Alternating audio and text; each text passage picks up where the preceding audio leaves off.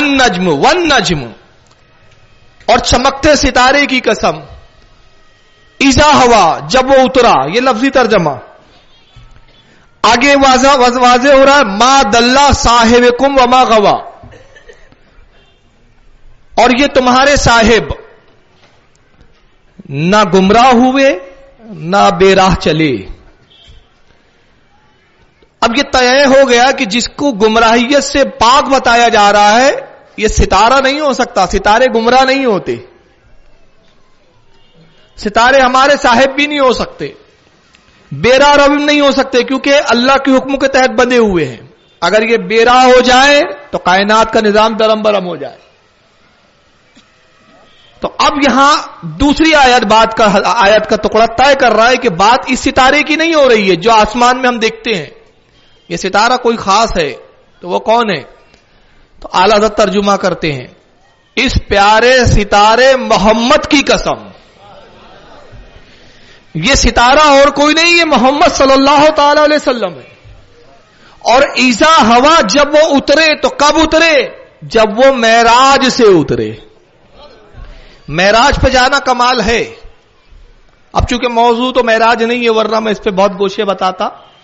मेराज पर जाना कमाल है, मगर उससे बड़ा कमाल मेराज पर जाकर आना है, क्योंकि जो चाहता है वो आ नहीं सकता। मगर ये रसूलुल्लाह का कमाल है कि कुर्बे खुदाबंदी में गए तो लिबास बशरी को उतार कर गए, अस हकीकत के साथ गए। हकीकत नूर थी, अपनी लिबास को उतारना, हकीकत के पैराहन में आना, रब का दीदार करना, और फिर लिबास बशरी को पहनकर फिर दुनिया में जलवागर हो जाना, यह नबी का कमाल है।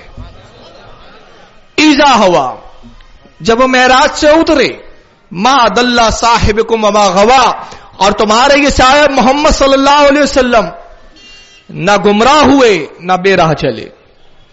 हो सकता है कि कोई तासुब की आइनक लगाकर कहे कि साहब ये इमाम अहमद रजा फाजिल बरेलवी का तहरीफ बिल कुरान है, कुरान में तहरीफ करना है, या तफसीर बिल मायने है, अपनी मायने और अपनी मंशा के मुताबिक कुरान को गलत करना है।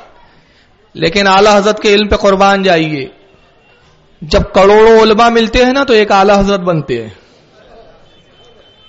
वो आला हजरत इसलिए है कि जितने हजरतों के इल्म जहां दम तोड़ देते हैं ना, वहां आला हजरत के इल्म की इब्तिदा होती है। आला हजरत ने जब ये तर्जमा किया तो कितनी तफासिर निगाहों में थी। अब सवाल यह पैदा होता है कि आला हजरत ने तो तर्जमा कर दिया कि इस प्यारे सितारे मोहम्मद की कसम, तो ये लाया कहां से कि सितारा मोहम्मद है? लफ्ज़ मोहम्मद तो नहीं आया कुरान में, वन नज्म आया। नज्म के मायने होते सितारा, चमकता हुआ सितारा, और उसकी जमा होती है नुजूम, अन-नुजूम। अब सवाल यह पैदा होता है ये मोहम्मद लाया कहां से? तो इसके लिए हमें कुरान की उस आयत पर अमल करते हुए अहले इल्म की तरफ रुजू करना चाहिए, क्योंकि कुरान ने कहा फस्अलू अहले ज़िक्री इन कुंतुम ला तालमून, अगर तुम्हें इल्म ना हो तो इल्म वालों से पूछो। अब इल्म वालों की तरफ रुजू करें। चुनांचे हजरत इमाम अली बिन मोहम्मद खाजिन,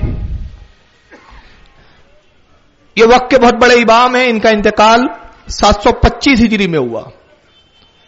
अभी चल रहा है 1400 हिजरी, आला हजरत का जमाना 1300 हिजरी, यानी आला हजरत की पैदाइश से तकरीबन 600 साल पहले। तफसीर खाजिन इनकी मशहूर तफसीर कुरान की। उसी तरह इमाम फखरुद्दीन राजी रदी अल्लाह ताला अन्हु, जो सुल्तानुल मुफस्सिरीन कहलाते हैं, अजीम मुफस्सिर कुरान के फखरुद्दीन राजी रहमतुल्लाह ताला अलैह तफसीर कबीर के अंदर, और इमाम हुसैन बिन रागिब इस्फानी, फखरुद्दीन राजी अलैह रहमा की तारीख विसाल 543 हिजरी, 900 साल पहले गुजरे, 950 साल पहले। इमाम हुसैन बिन रागिब इस्फानी, इनका विसाल हुआ 502 हिजरी में।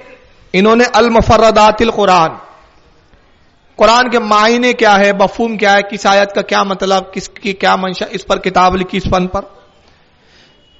हजरत इमाम अल्लामा मोहम्मद काजी सनाउल्लाह पानीपती अलैह रहमा, जिनका इंतकाल 1225 हिजरी में हुआ, कुरान की तफसीर मजहरी जिल्द नंबर 9 सफ़ा 103 पर। हजरत इमाम अल्लामा शहाबुद्दीन आलूसी, جن کا وصال 1274 ہجری میں ہوا.